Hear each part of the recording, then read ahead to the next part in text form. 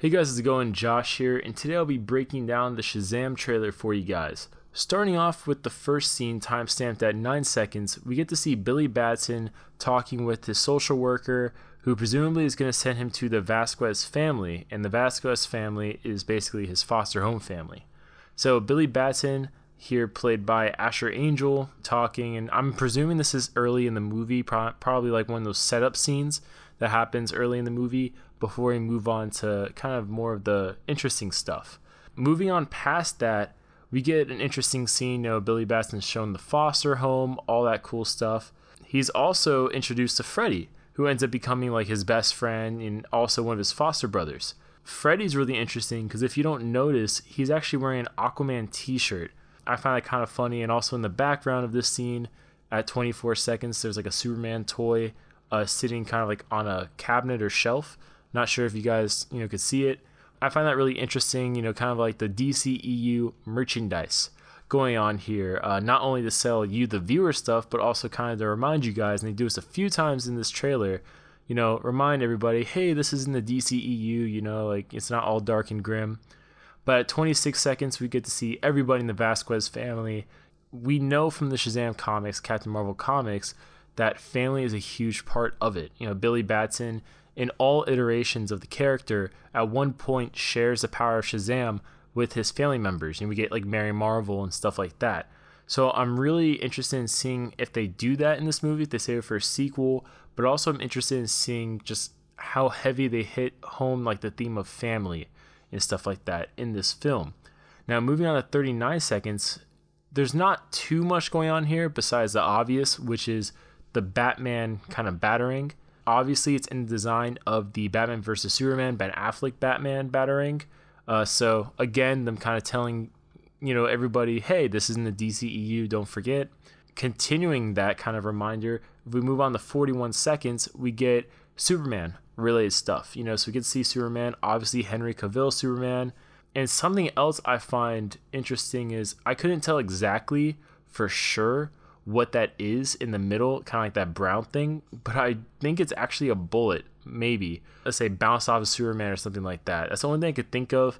Unfortunately, you can't see super clearly what it is, but I just thought it was really interesting if that's the case, because obviously it's really famous Superman, bullets bouncing off of him. Now, if we move on to 1:06, I know it's quite the jump. One thing I wanted to point out for those who didn't really know is that originally Billy Batson is from Fawcett City, which is a nod to Fawcett Comics with Captain Marvel. But when the New 52 began, they changed all of that and they moved Billy Batson to Philadelphia. And this movie continues that. I don't know, for those that aren't familiar, Billy Batson is definitely riding the Philadelphia public transit metro system.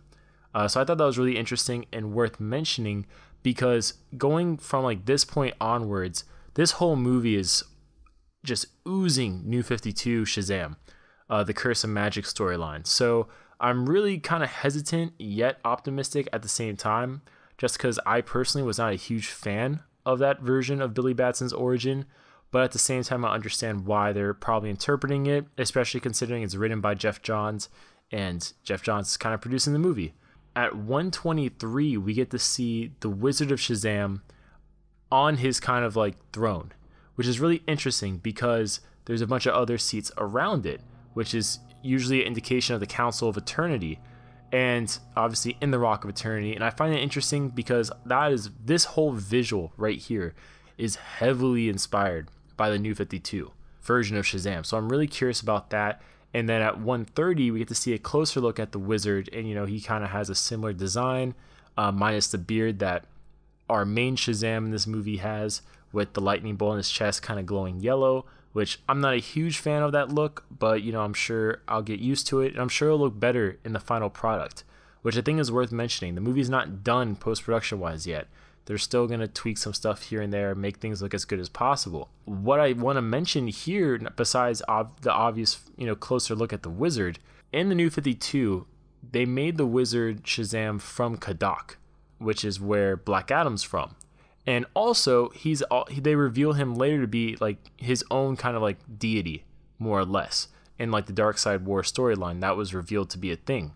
So I'm really curious if they're going to adapt either one of those things into this movie, into this iteration of the Wizard. But overall, I think it's really interesting. And then, we skip on to 139 and we get the first look at the superhero Shazam, played by Zachary Levi. Just like I said before, obvious New 52 inspiration with the design, such as the hoodie and things like that. But they did intentionally give him a smaller cape because they said they wanted to do a nod to the classic Captain Marvel look, which I do appreciate. But again, I'm not a really huge fan of how they did the lightning bolt. I like the suit colors. I don't mind that. I like the hood. I think it's a good costume overall. The glowing yellow, just something about it reminds me of like a Party City costume. I'm not a huge fan of it. That's not to say the movie's not going to still be good. It's just a costume thing.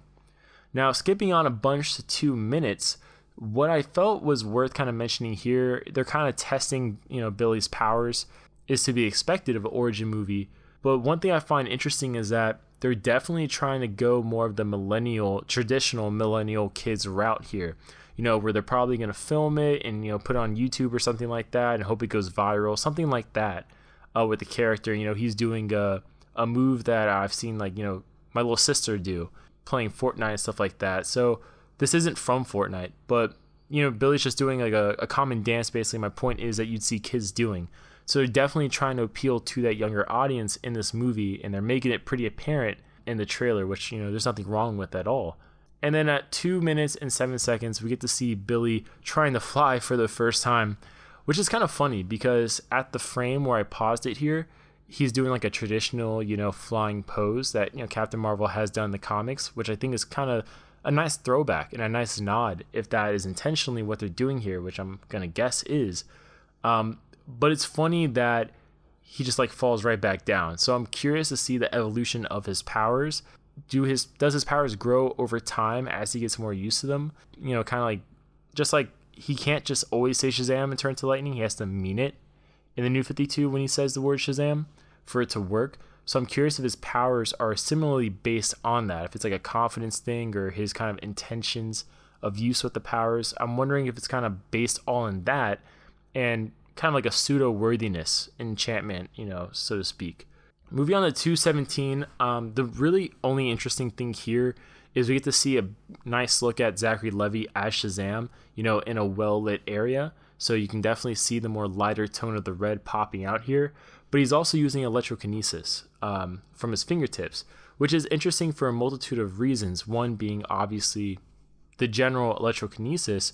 He's just overloading phones with, electricity. He's kind of doing an Oprah thing here where like, you have power, you have power, you have power for your phones, and he overloads one of them. But another interesting thing is that when Shazam the New 52, when he casts magic, he does it by using his lightning. So I'm curious to see if they'll do that in this movie, if Shazam will cast magic using his lightning. Because the whole point is that his power is called the living lightning. The magic is the living lightning. So I'm curious to see what that will be interpreted as, if it is interpreted in this movie. And moving on to 222, we get to see our first look at Dr. Savannah, which I'm really curious about because Dr. Savannah is played by Mark Strong. And in the DC universe, Mark Strong does not have the best kind of, like, he was the best part of Green Lantern, hands down, as Sinestro. And I wouldn't be surprised if he and Zach Levi end up being the two best things about this movie. But I am a little worried about how they're going to do Savannah in this movie, considering he looks very New 52 inspired. And like I said before, this whole trailer oozes New 52. But the New 52 version of Savannah wasn't that interesting at all. He was kind of generic and pretty much a puppet for something that we didn't even get to see a payoff of. So I'm a little worried in that aspect. I hope he still has a little bit of the traditional Savannah in him, the mad scientist. It's a little too smart for his own good, and a little too smart, like so smart, he makes mathematical equations to let him go through walls. I hope we get a little bit of that Savannah in here, not just, the New 52 one, which I'm a little skeptical about. At 2 minutes 43 seconds, the last still of the trailer I have for you guys here, we get to see, Shazam. He kind of what we saw in set photos, him with the soda and all that stuff with Freddy. Just like in New 52, he goes to like a kind of like a 7-Eleven ripoff, more or less. Some robbers are there. He busts the crime up and he celebrates, even though I'm pretty sure in the New 52 comic he gets beer instead of like soda and all that stuff. But obviously for, kid movie reasons, they're going to not have him drink beer. But all in all, I'm looking forward to this movie. Tonally, and with regards to tone and stuff like that, definitely more lighthearted, which I'm interested in seeing how they pull that off. And then if they introduce Shazam with other characters going forward, like Batman or Superman or Wonder Woman, I'm interested in seeing how those tones blend. Since so far the tone hasn't been too drastic in the DCEU, besides Suicide Squad. Comment below your guys' thoughts. Are you interested in Shazam? Are you excited for Shazam?